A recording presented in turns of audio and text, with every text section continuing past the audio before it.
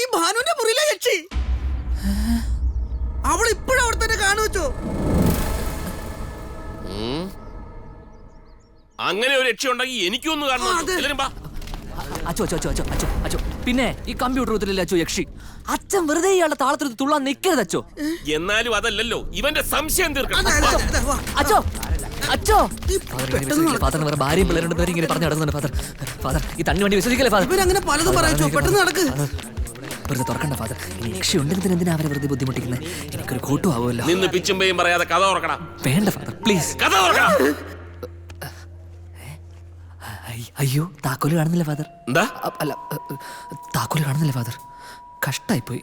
ഇനിയിപ്പോ എങ്ങനെ റൂം തുറക്കോ എന്തോ. താക്കോല ജനലിന്റെ സൈഡിൽ കാണൂടാ.